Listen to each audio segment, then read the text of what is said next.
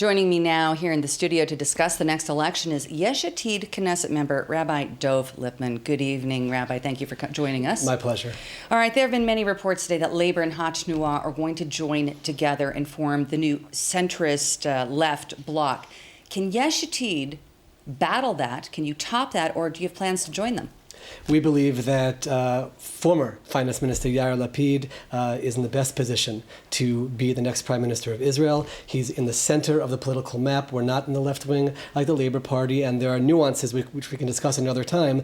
We believe that we can take people from the right or people who have voted for Prime Minister Netanyahu because there's an assumption that he's the Prime Minister, that no one else can be Prime Minister. He's proven that he's a failed Prime Minister, calling elections just to preserve his seat, stopping a budget which Finance Minister Yair Lapid presented. Here it is, Aaron. This is the budget. 4 billion shekel to health, 3 billion shekel to education, 2 billion to welfare, and 1 billion to internal security to deal with the internal issues of Israel. The Prime Minister left this on the table to go to elections to ensure that he maintains his position as Prime Minister. We won't let that happen. We are ready to fight for all of these things, and we're ready to make Yair Lapid the next Prime Minister of Israel.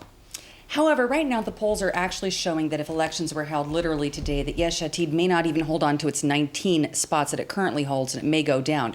Are you considering alliances, for example, with Moshe Kahlon's new party or Israel Beitenu, to strengthen yourselves? We definitely see the formation of an alliance after the elections to form a bloc to make sure that this center of the map is what mainstream Israel wants, is in the government and not Prime Minister Netanyahu on the right. However, right now we are running as Yesh Atid. We've been there before in terms of the polls. A few weeks before the elections last time we were polling at 7 or 8. The week of the elections we were polling at 13. We know that we can get the message out to the people of Israel. And also this is important. A lot of the good things that we've done in the last year and a half. 42 Haredi schools, ultra-Orthodox schools that opened with general education, thousands of Haredim going out to the workplace, major changes in religion and state, and the progress for women. Will bring that to people. You know, the good news doesn't always make all the headlines in Israel. We'll bring that to the public. We have no doubt when they see what we've done in the past year and a half, when they see what we wanted to do in this coming year, that they will give us their mandate. Now, on the other hand, your party leader, Yair Lapid, former finance minister, had a great deal of difficulty. He couldn't get along with Netanyahu. He couldn't get along with Bennett. Why should voters be convinced that he can function in another coalition government? Yeah, this whole not getting along thing, I think, has been blown way out of proportion. You're talking about a relationship with Naftali Bennett, which accomplished tremendous things for Israel. We passed the draft law because of that. We were able to increase the percentage to get into the Knesset. We were able to do so many things on the ultra-Orthodox front, not enough on religion and state, because we didn't realize that Bayit Yehudi and Bennett would be as extreme as they were on these issues, but a lot was accomplished. As for the Prime Minister, this is very important, especially for all your viewers to understand, because the Prime Minister said that Yair Lapid did not give him any kind of backing.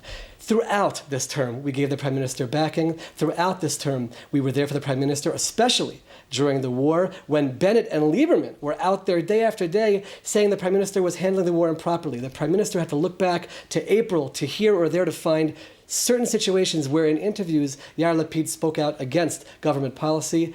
I think the Prime Minister should focus on inside the Likud, how much on a daily basis they're speaking out against the Prime Minister's policies. Yair Lapid was a very good coalition partner, and now he's in a position to actually lead a coalition.